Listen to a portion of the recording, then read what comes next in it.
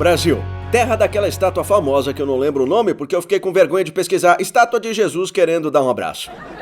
Bom, a gente costuma pensar no Brasil como sinônimo de futebol, praia, G claro, o Carnaval do Rio, a exuberante celebração que tem inspirado manchetes empolgantes desde 1930. No Rio de Janeiro, transformam noite em dia. É o último dia do grande carnaval que reúne milhões de cariocas e outros brasileiros para se divertir a valer. Sim, temos inúmeros cariocas saltitantes que estão se divertindo a valer. Esse povo sabe o que é bom na vida, que turma mais supimpa. Mas eu tenho que dar o braço a torcer. O tom das manchetes britânicas antigas até assusta de tão condescendente. Mas antes da gente começar a julgar, dá uma olhadinha numa notícia americana da mesma época. O Brasil sozinho é maior do que os Estados Unidos e tem milhares de acres de terra que nenhum homem branco jamais explorou. Uou! O que era uma aulinha básica de geografia deu uma bela guinada racista. O ponto é que ninguém aqui é santo, não é? Mas enfim, o motivo de eu querer falar sobre o Brasil hoje é que tá rolando uma eleição gigantesca por lá. É o primeiro de 2 turnos de votação onde vão eleger, entre outros cargos, seu próximo presidente. O resultado tá sendo apurado agora mesmo. E vale a pena falar disso por várias razões. Primeiro, a política no Brasil pode ser muito engraçada. Como eu já disse antes, as emissoras precisam ceder horários eleitorais gratuitos para os partidos e alguns candidatos usam esse tempo para tocar o foda-se. Já teve cara vestido de chapolim, de galinha sambando, uma versão ligeiramente idosa do Hobby, um Osama Bin Laden com uma cara super saudável, Capitão América, um Homem-Aranha parrudo e o meu favorito, Geraldo Wolverine. Eu sou o Geraldo Wolverine, o 11232! Olha, eu sei o que vocês estão pensando. Se a Hillary tivesse usado essa estratégia, as coisas seriam diferentes. Bom, pode ser, talvez, mas na verdade a gente nunca vai saber, é ou não é? Nunca saberemos. Bom, essas eleições estão fora do controle por motivos que vão muito além de versões do Wolverine. E se está pensando o que eu tenho a ver com isso, bom, primeiro é bem grosseiro da sua parte pensar assim, mas segundo, o Brasil é o lar de 200 milhões de pessoas. É o 5º maior país do mundo. E elas podem ser responsáveis por mudanças gigantescas porque o brasileiro tá puto da vida agora. Um dos motivos para isso é que 95% dos brasileiros acreditam que o país está indo na direção errada. E como eu vou mostrar hoje, tem uma chance bem concreta de eles elegerem um candidato muito perigoso, com consequências potencialmente desastrosas. Então vamos examinar por que a situação é essa. E a primeira coisa que vocês têm que saber é que o Brasil está acabando de acordar da maior recessão da sua história. Milhões estão desempregados e em algumas regiões o crime está fora de controle. Ano passado aconteceram mais de 63 mil homicídios no Brasil. Isso é mais do que os números da Europa e dos Estados Unidos juntos. Se você mora no Rio, provavelmente você sabe muito bem desse fato. 30% dos cidadãos do Rio de Janeiro estiveram no meio de um tiroteio uma vez no ano passado.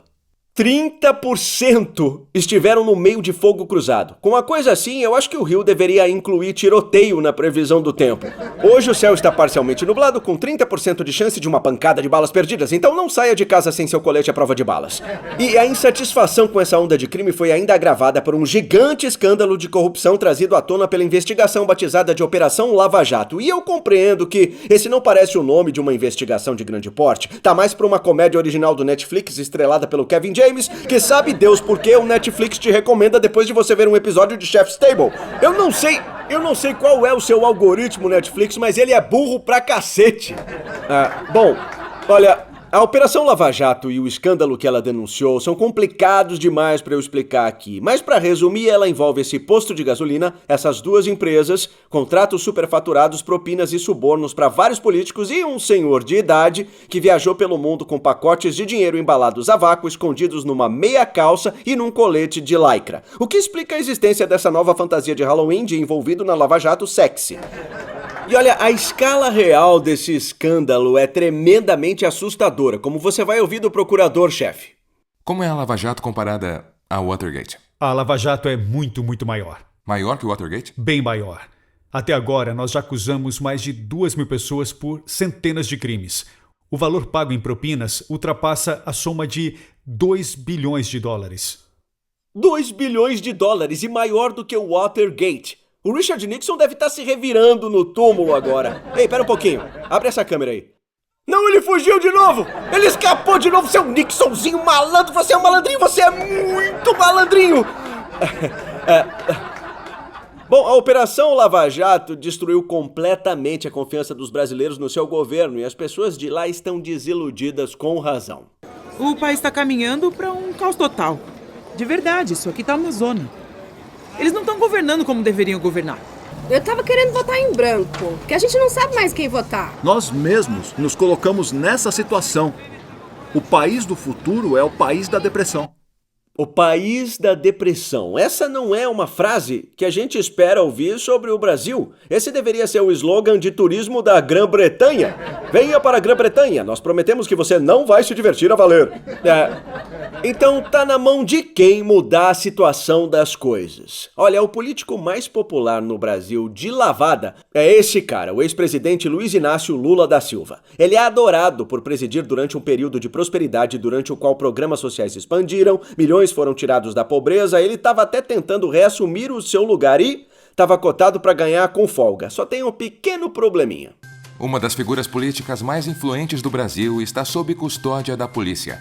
O ex-presidente brasileiro Luiz Lula da Silva se entregou no sábado para cumprir uma sentença de 12 anos de prisão por corrupção.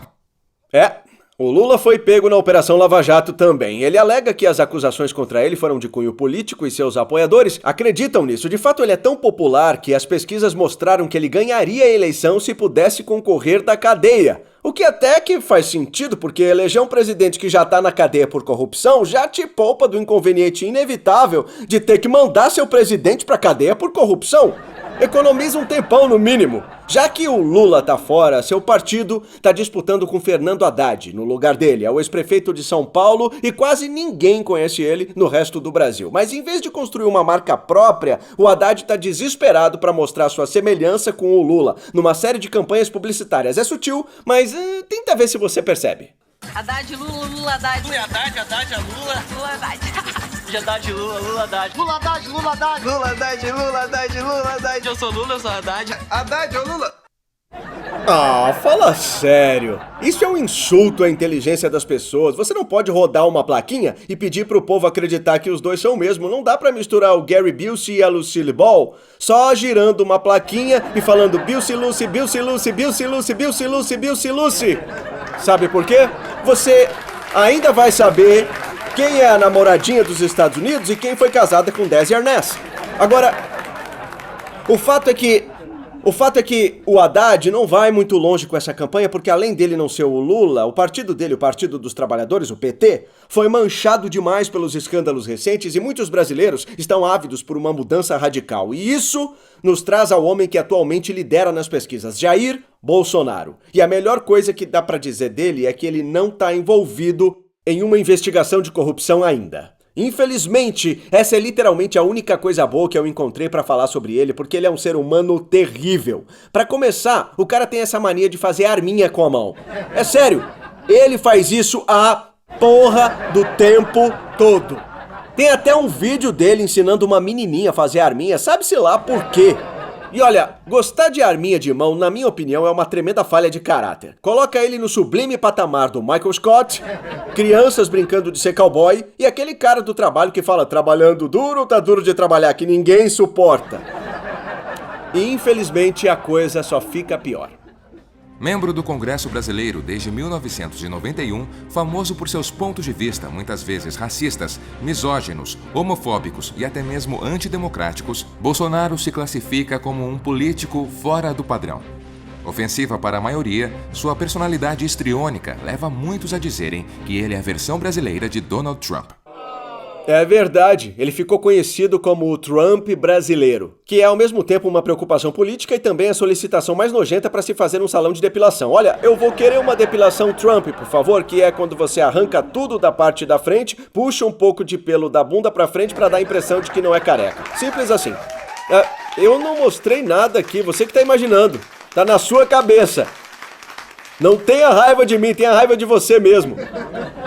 Infelizmente, o Bolsonaro atraiu muitos jovens do Brasil, em especial das classes médias e altas. Tem vídeos impressionantes na internet dele chegando nos aeroportos e sendo levantado nos ombros da multidão que canta pra ele. É um apoio intenso e é muito alarmante que os jovens estejam se identificando com ele porque ele é um conservador de extrema direita. Ele quer retirar o Brasil do Acordo de Paris sobre mudanças climáticas, enfraquecer regulações ambientais e ele chamou os refugiados que chegam ao Brasil de a escória do mundo. E contra o crime, ele quer facilitar a compra de armas para os brasileiros, provavelmente para eles guerrearem entre si. Mas ele favorece mudanças na lei que são insanamente fortes, alegando que um policial que não mata não é um policial. E essa não entra nem nas 10 frases mais alarmantes que ele já disse, e de algum jeito ele ainda consegue ir além. Bolsonaro disse no passado, eu sou a favor de uma ditadura aqui. O que preocupa bastante, pois ele é um capitão militar reservista de um país que até 1985 foi governado por uma brutal ditadura militar. Um regime que praticou tortura e assassinatos extrajudiciais. E ainda assim, Bolsonaro diz que o maior erro foi não ter torturado bastante. Eu sou favorável à tortura, tu sabe disso. E o povo é favorável a isso também. Através do voto, você não vai mudar nada nesse país. Tá? Nada, absolutamente nada. Você só vai mudar, infelizmente, quando um dia nós partimos para uma guerra civil aqui dentro. Né? E fazendo um trabalho que o regime militar não fez. Matamos 30 mil. Uau! Sem dúvida é muito alarmante ouvir alguém dizer que a ditadura não matou gente o bastante. É igual dizer que o Hugh Hefner não transou bastante nos últimos dias de vida. Sério? Sério, porque eu tenho certeza de que o tanto que ele fez já foi um abuso de direitos humanos. E com relação à fama do Bolsonaro de homofobia e misoginia, a gente tem mesmo que ver pra crer. Primeiro, dá uma olhada em como ele falou com uma membro feminina do Congresso. Olha, jamais isso pra você que você não merece. Olha, eu espero que não. Se é esse o papo, dá, eu te dou outra. Dá que eu te dou outra. Dá que eu te dou outra. Dá que eu te dou outra. Dá que eu te dou outra. Puta que pariu! Ele começa dizendo eu não te estupro porque você não merece. E ainda consegue piorar essa afirmação horrorosa. É que nem falar desculpa crianças, não vai ter Natal esse ano. Por quê? Porque eu matei o Papai Noel.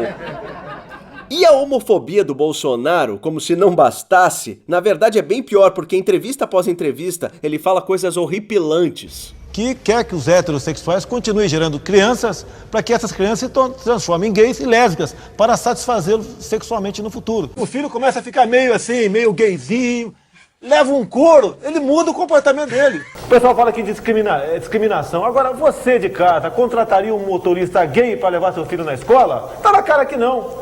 Isso é aterrorizante e eu tô precisando de todas as forças do meu ser para não lançar um livro ilustrado infantil bem fofinho chamado Marlon Bundo dá um soco na cara desse infeliz. E se acha que não dá pra piorar porque de fato já tá ruim pra caramba, olha o que aconteceu quando a Ellen Page confrontou o Bolsonaro e suas opiniões. Eu sou gay. Então você acha que eu devia ter apanhado quando criança? Pra não ser gay hoje? Aí eu não vou olhar pra tua cara e falar, acho que você é gay. Também não me interessa. Muito simpática. Se eu fosse cadeixa da Academia das Agulhas Negras, se encontrasse na rua, ia te assobiar pra você. Tá ok? Muito bonita. O que? Que papo é esse? Ele falou pra ela, eu não te bateria, mas faria fio-fio, e acha que isso é um elogio? Qual é? E olha só como a Ellen Page ficou confusa. Tem ideia de como é difícil deixar ela confusa? Ela fez a origem! Era pra isso ser simplesmente impossível! E olha, como se a campanha do Bolsonaro já não estivesse dramática o suficiente, você deve ter ouvido falar que ele foi esfaqueado algumas semanas atrás durante um dia de campanha, o que é horrível. Entretanto, ele afirma que está se recuperando muito bem e dá pra ver que ele já tá melhor, porque enquanto estava internado ele fez o quê? Nada menos que a porra da arminha de mão. Aliás, o apoio ao Bolsonaro, na verdade, cresceu depois desse ataque. Até o Geraldo Wolverine demonstrou seu apoio nessa bizarrice de vídeo.